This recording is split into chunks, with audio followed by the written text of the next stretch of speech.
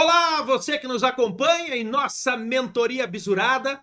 Aula de hoje, ação popular. A ação do cidadão, a ação que objetiva anular ato lesivo ao patrimônio público ou à moralidade administrativa. Uma de nossas ações constitucionais, a ação que não pode ser proposta por estrangeiro, a ação que não pode ser proposta por brasileiro que não tenha a plenitude dos direitos políticos, a ação que não pode ser proposta por pessoa jurídica. Esta ação, a nossa ação popular, é especificamente a ação do cidadão. Não pode jamais esquecer disso. Beleza? Gente, nós vamos hoje falar sobre o fundamento da ação popular. Nós vamos falar sobre o cabimento da ação popular. Nós vamos falar sobre a legitimidade ativa da ação popular, sobre a legitimidade passiva da ação popular, sobre a medida liminar. Sim, ação popular é medida liminar. Nós vamos falar sobre os nossos pedidos da ação popular. Vamos marcar cada um desses pedidos na nossa Lei 4717, que é a nossa lei da ação popular. Vou mostrar a estrutura para vocês de uma ação popular e vamos fazer uma ação popular. Tudo isso nessa nossa aula, beleza? Eu quero que, antes de mais nada, vocês peguem o VAD bisurado, abra a sua Constituição Federal e se desloque até o artigo 5º, inciso 73. Coloca um marca-páginazinho, um papelzinho no artigo 5º, inciso 73, abra a Lei 4717 de 65, deixe ela com marca-página e vá até duas súmulas que são importantes, duas súmulas do STF aí, que tem que estar também com um clipezinho para a gente marcar, que é a súmula 101 do STF, súmula 101, e a súmula 365 do STF. Basicamente são essas as nossas normativas que nós vamos utilizar aqui para estarmos trabalhando, beleza? Acompanhe comigo a partir de agora na tela o artigo 5º, inciso 73. Olhe comigo, vai dizer o seguinte: qualquer cidadão, olha só, qualquer cidadão é parte legítima para verbo propor. Qualquer cidadão é parte legítima para propor ação popular que vise a anular ato lesivo ao patrimônio público ou de entidade de que o Estado participe. Como assim? Entidade de que o Estado participe. Sim, lá na nossa aula de organização da administração pública, eu falei para vocês que nós temos as entidades controladas direta ou indiretamente pelo poder público. Quando o poder público tem o controle acionário majoritário de empresas privadas. Nós temos empresas privadas que não são sociedades de economia mista, que não são empresas públicas. Elas são privadas, da iniciativa privada, mas a União comprou parte das ações, um Estado comprou parte das ações e passa a ser o controlador majoritário quando ele tem a maior parte do capital social com direito a voto. Beleza? Não pode esquecer disso, então. Esse é um conceito importante que a gente aprende lá em organização da administração pública. Voltando para cá, então, ó. Ato lesivo ao patrimônio público ou de entidade de que o Estado participe. A moralidade administrativa, ao meio ambiente, ao patrimônio histórico e cultural, ficando, isso aqui tem que ter um cuidado muito grande, ó, ficando o autor, salvo comprovada má-fé, isento de custas judiciais e honorários sucumbenciais. Aqui está um pedido. Obviamente que se você está ajuizando uma ação popular, você pede a isenção das custas processuais e do ônus da sucumbência, porque você não está de má-fé. Você vai demonstrar que você está de boa fé e que, portanto, você faz jus, né, à isenção dos honorários sucumbenciais ou dos honorários advocatícios e das custas processuais. Beleza? Marcou aí, gente, o artigo 5º, inciso 73, Este é o fundamento constitucional da ação popular. Fundamento constitucional. Eu quero que você se desloque agora para a Lei 4717.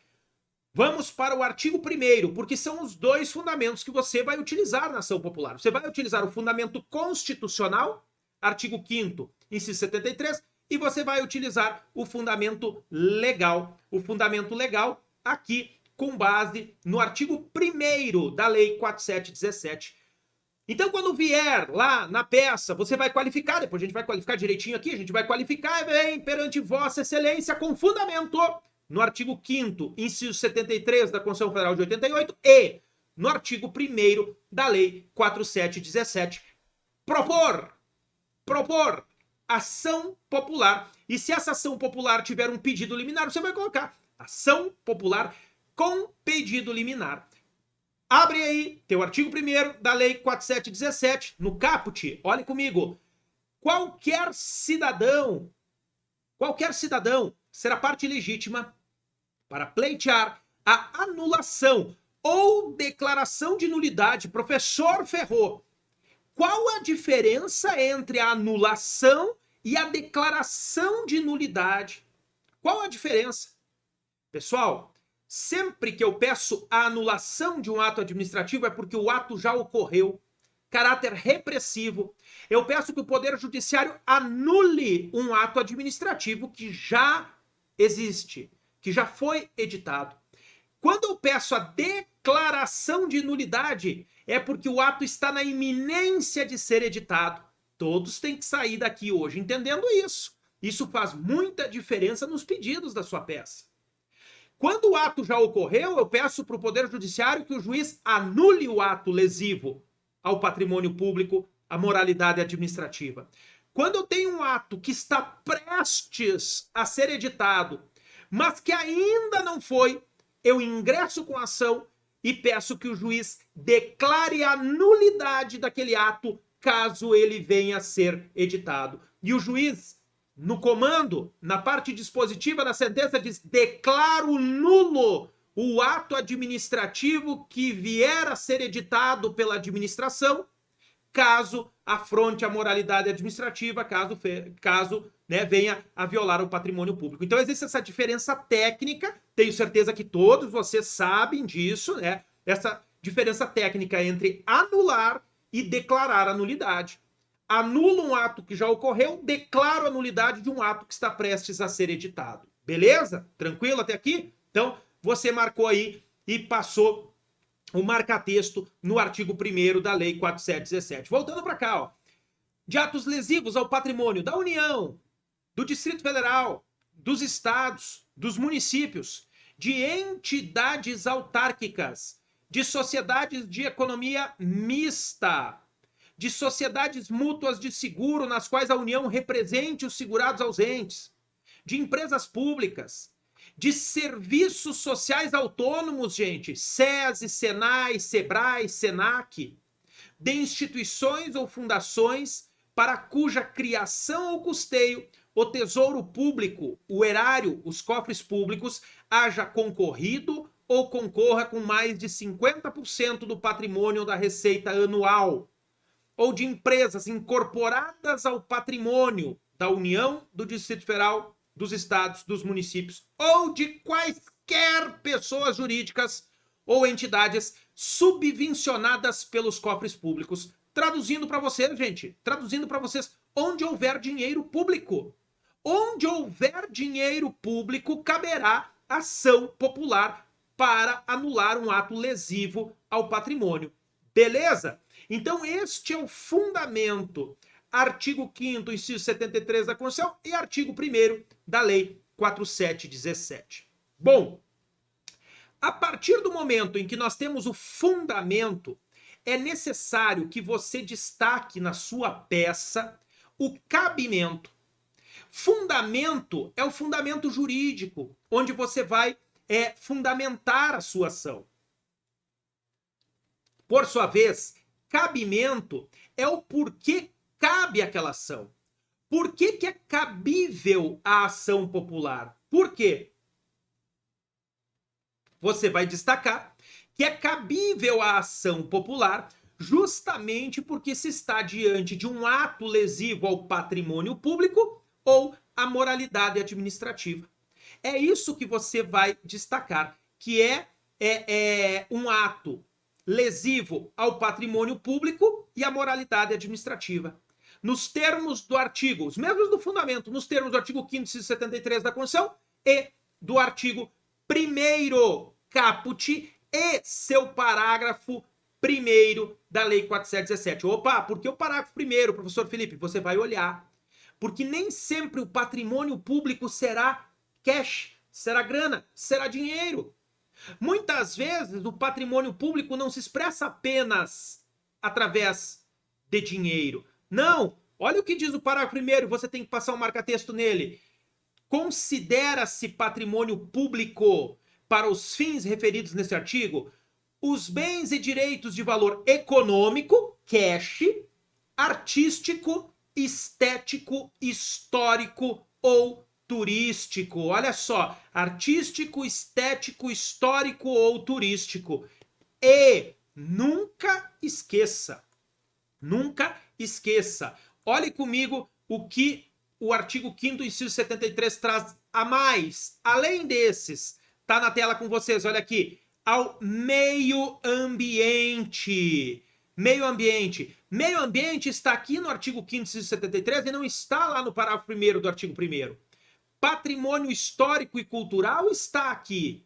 Lá nós temos ainda, veja comigo na tela, ó, o artístico, o estético, histórico ou turístico. Então, qualquer um deles será protegido pela ação popular. Esteja previsto aqui no parágrafo 1º do artigo 1º da Lei 4.717 ou lá no artigo 5º, inciso 73. Não pode esquecer disso de modo algum. Então, você vai abrir um tópico e colocar do cabimento e da legitimidade, porque você vai explorar a legitimidade. Necessariamente ela será pontuada, você não pode fechar os olhos para isso. A FGV vai pontuar na tua peça o cabimento, demonstração do cabimento e da legitimidade. E aqui você vai destacar a legitimidade ativa e a legitimidade passiva. Ativa e passiva. Legitimidade ativa, gente. Eu falei para vocês que quem possui legitimidade ativa para a ação popular é o cidadão. Para ser cidadão brasileiro, tem que ser nacional brasileiro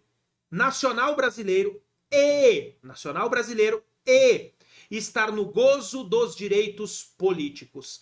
Não adianta ser só nacional brasileiro se não estiver na plenitude dos direitos políticos. Tem que ser nacional e estar com os direitos políticos em dia. Então você tem que demonstrar que o teu cliente é um cidadão brasileiro, ele é um nacional brasileiro e ele tem a plenitude dos direitos políticos. É muito importante que você saiba disso. E agora, eu quero que aí no artigo 5º, inciso 73, você coloque um vide. No artigo 5º, inciso 73, você vai colocar um vide. Um vide para onde, professor Felipe? Olha só. Você vai colocar um vide para o artigo 15. O artigo 15. Por quê? Porque é o seguinte, se o cara for um brasileiro e incorrer em alguma das hipóteses do artigo 15, ele não terá legitimidade ativa. Ele não terá legitimidade ativa. E eu quero que você tome um cuidado muito grande aqui com a lei de improbidade administrativa, a lei 8429, você vai marcar um dispositivo aí, já segura ela com um clipezinho aí, porque você vai usar ela, viu? Vai usar ela aqui. Olha comigo o que diz o artigo 15 da Constituição. Está na tela para vocês. Constituição Federal, artigo 15. É vedada a cassação de direitos políticos. Não existe cassação de direitos políticos. Se você ouvir isso na rádio, se você vê isso na TV, lê isso no jornal, isso é a maior asneira que pode existir no planeta. Não existe cassação de direitos políticos. Ó. É vedada a cassação de direitos políticos, cuja perda dos direitos políticos, sim, perda ou suspensão cautelar só se dará nos casos de esse indivíduo aqui, se pintar essas palavras-chave no problema de vocês, é muito provável que ele não tenha legitimidade para propor uma ação popular. Olha aqui, cancelamento da naturalização por sentença transitada em julgado. O indivíduo era um brasileiro naturalizado, ou seja, ele é um nacional brasileiro naturalizado, e também tem os direitos políticos. Ele perdeu a sua naturalização, foi cancelada a naturalização, ele deixa de ser nacional, portanto ele não terá os direitos políticos brasileiros. Incapacidade civil absoluta, condenação criminal transitada em julgado enquanto durarem seus efeitos. Então aquele indivíduo que está cumprindo uma sentença criminal transitada em julgado não vota. Ele não tem direito de votar. Está aqui, ele perdeu os direitos políticos dele enquanto durarem seus efeitos. Recusa para cumprir obrigação a todos imposta ou prestação alternativa e, principalmente para nós aqui, improbidade administrativa. Você sabe melhor do que ninguém que uma das penas da lei de improbidade é a suspensão dos direitos políticos. E aí, vai lá na tua lei 8429. Abre a lei 8429. Você tem que saber isso que está aqui na lei 8429. Olhe comigo, vai lá para o artigo 12. Vai lá para o artigo 12. Chegando lá no artigo 12, você vai para o parágrafo 9º. Parágrafo 9º. Olha só, parágrafo 9º. Como funciona aqui? Por que você tem que colocar o marca-texto piscante? Se o teu cliente foi condenado em uma ação de improbidade e esta ação de improbidade ainda não transitou em julgado, ele não está sem os direitos políticos dele. Ele continua tendo a capacidade ativa e passiva. Ele continua sendo cidadão. Então, ele só deixa de ser cidadão. Ele só perde a legitimidade ativa para ajuizar uma ação popular com o trânsito em julgado da sentença que o condenou por improbidade administrativa. Olha na tela comigo. Parágrafo 9º. As sanções previstas neste artigo somente poderão ser executadas após o trânsito em julgado da sentença condenatória. Nesses artigos aqui, nós teremos, aqui a suspensão dos direitos políticos de até 14 anos, no caso de enriquecimento ilícito. Nós teremos a suspensão dos direitos políticos até 12 anos, no caso de dano ao erário. Nós teremos aqui, nesta aqui nós não vamos ter, só as duas, nessas duas aqui, enriquecimento ilícito e dano ao erário. Nessas duas hipóteses, nós vamos ter a possibilidade de suspensão de direitos políticos. Os direitos políticos só serão suspensos quando transitar em julgado. Por favor, marca este parágrafo 9º aqui, que vale para lá. Retroativamente, para efeitos de contagem do prazo da sanção de suspensão dos direitos políticos, computar-se-á retroativamente o intervalo de tempo entre a decisão colegiada é um julgamento de apelação, e o trânsito em julgado. Mas o indivíduo fica até o trânsito em julgado com a plenitude dos seus direitos políticos. Então, pessoal, tome muito cuidado, que isso pode ser cobrado junto. Tá? O indivíduo, para ter a legitimidade ativa para ação popular, tem que ser cidadão. E mesmo que ele tenha sido condenado por improbidade administrativa em primeiro grau, em segundo grau, e ainda não transitou em julgado, ele não está com os direitos políticos suspensos. Show de bola? Como ele vai fazer prova dessa cidadania? E isso tem que ficar destacado na legitimidade dele. Tem que ficar destacado. Como que ele vai fazer prova dessa cidadania? Desce para o artigo 1º, parágrafo 3º da Lei 4717. Lei 4717, na tela para vocês, olha aqui. A prova da cidadania para ingresso em juízo será feita com o título eleitoral ou com documento que a ele corresponda. Então, o teu cliente, quando você for ajuizar a ação popular, ele tem que apresentar o título de eleitor. Um dos pedidos da tua peça será a juntada do título eleitoral como prova da cidadania. Na qualificação do teu cliente, lá em cima, na qualificação, além do RG e do CPF, você vai botar título eleitoral, 3 pontinhos, para mostrar de cara que você sabe que o cara tem que ter título eleitoral para ajuizar aquela ação, entendeu? Fulano de tal, né, brasileiro, papapá, portador do CPF, 3 pontinhos, RG, 3 pontinhos, título eleitoral, 3 pontinhos, aqui na ação popular. No item da legitimidade, você vai destacar que ele é cidadão, fazendo prova da cidadania com a juntada do título eleitoral nos termos do artigo 1º, parágrafo 3º da Lei 4717. Beleza, gente? Legitimidade ativa pode ser estendida para pessoa jurídica ou para estrangeiros? Sim ou não? Nem pensar. Nem pensar. Não pode. Estrangeiro não tem legitimidade ativa porque não é brasileiro, portanto não tem a nacionalidade, e pessoa jurídica muito menos porque não é cidadão. Pessoa jurídica nós vamos ter súmula. Quero que vocês marquem aí a súmula 365 do STF. Tá na tela para vocês. Olhem comigo. Pessoa jurídica não tem legitimidade para propor ação popular. Súmula 365 do STF.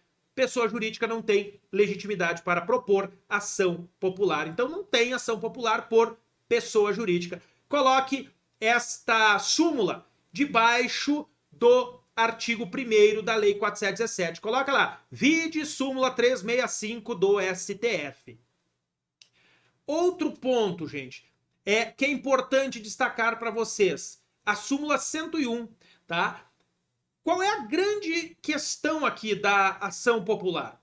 A ação popular objetiva tutelar um direito da coletividade, um direito de todos, da sociedade, e não do umbigo do indivíduo, não um direito do indivíduo, do fulano de tal. O direito individual do cara, esse direito ele vai buscar via mandado de segurança. Agora, o direito da sociedade, da coletividade, esse pela ação popular. Não se confundem. Por isso eu quero que vocês marquem também a súmula 101, que vai dizer que o mandado de segurança não substitui a ação popular. Ok? Coloca aí, marca, bota no artigo 1º também essa súmula, tá? Coloca aí no artigo 1º, tá na tela para vocês, ó. O mandado de segurança não substitui a ação popular. Vamos ver quem é que tem legitimidade passiva. Legitimidade ativa do artigo 1º, a gente já falou. Legitimidade ativa é do cidadão. E legitimidade passiva. Quem possui legitimidade para figurar no polo passivo desta ação, gente? Você vai lá para o artigo 6º da Lei 4717. Está lá.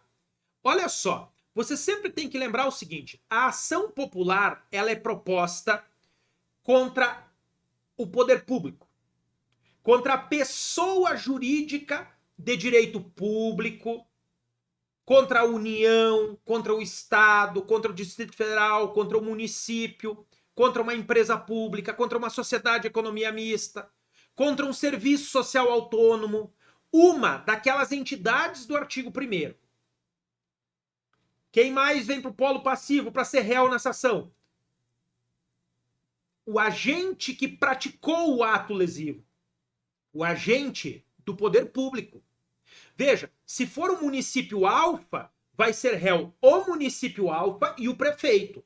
Se for a União, será ré a União, o presidente da República, ou o ministro de Estado, ou autoridade federal qualquer que praticou o ato, sempre a autoridade que praticou o ato, e o particular beneficiário direto.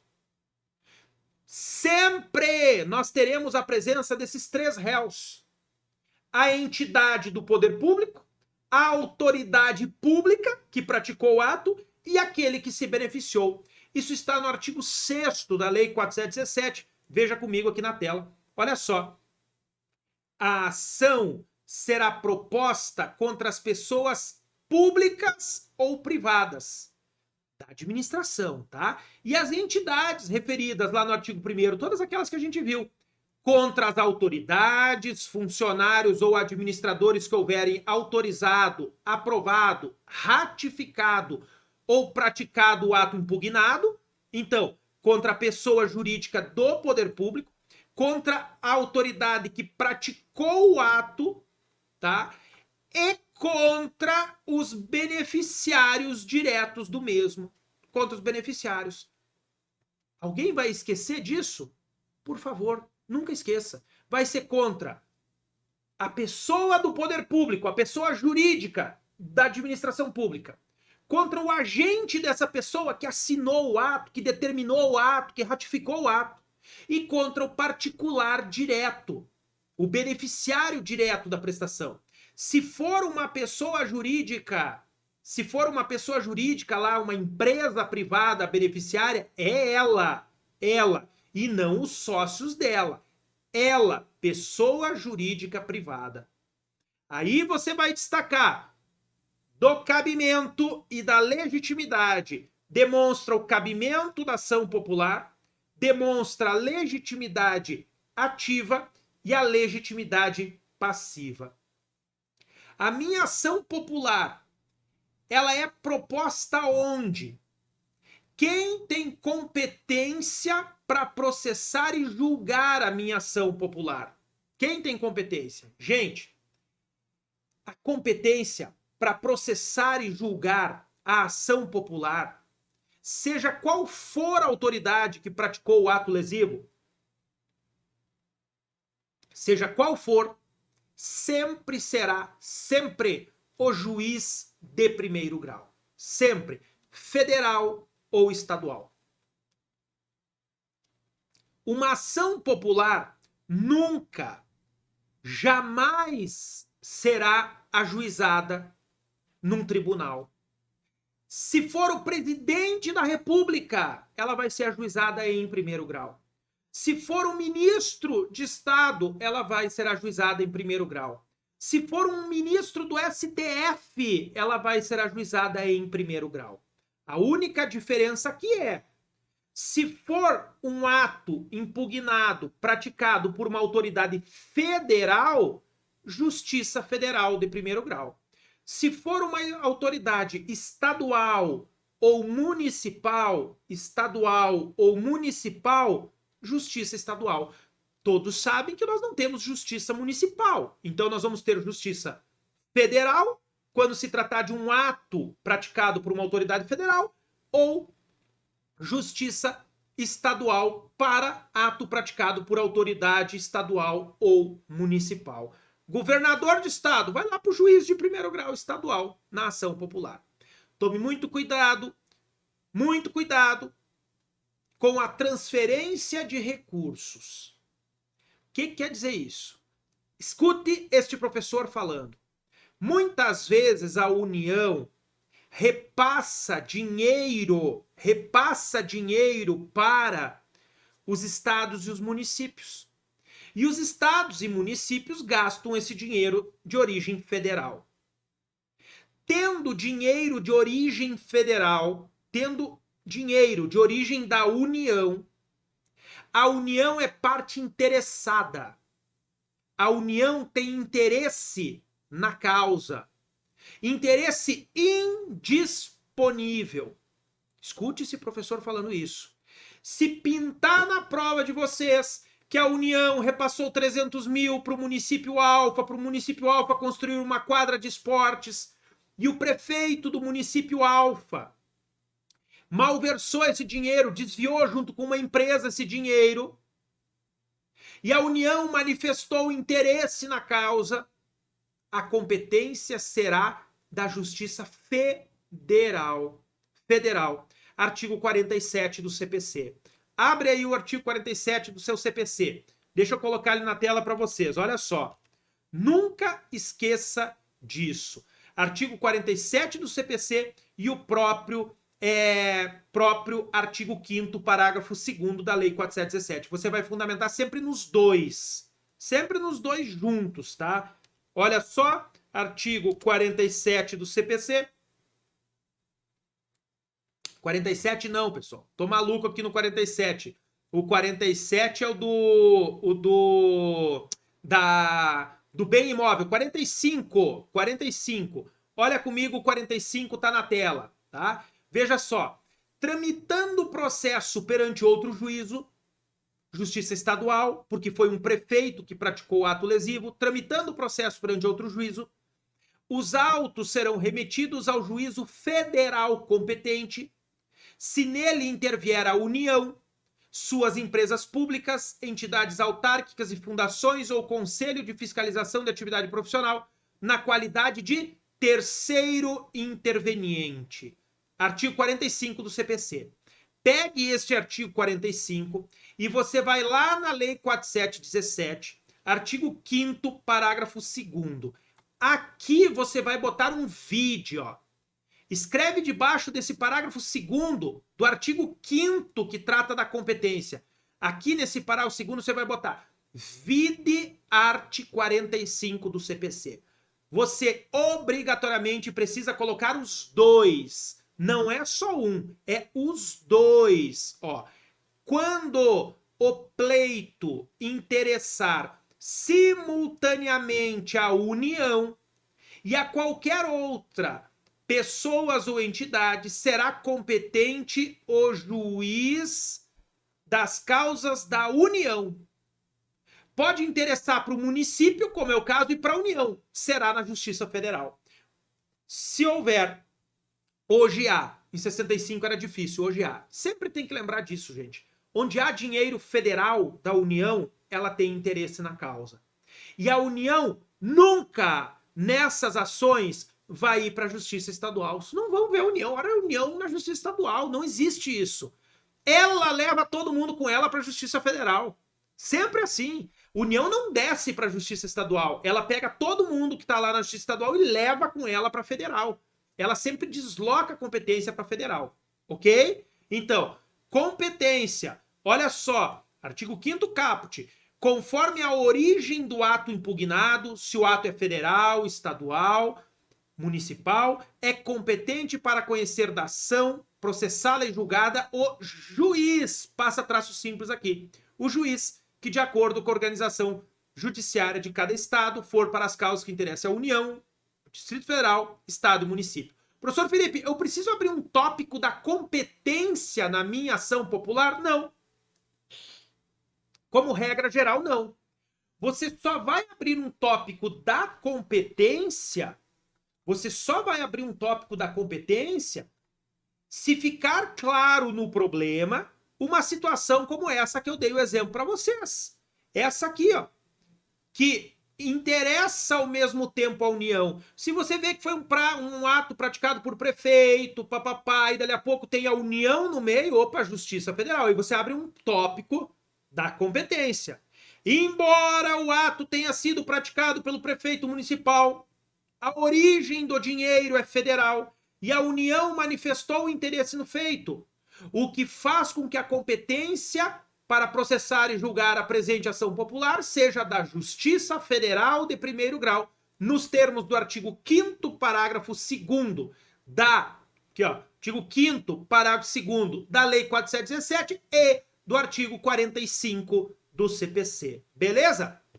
Gente, neste nosso bloco, nós ficamos por aqui.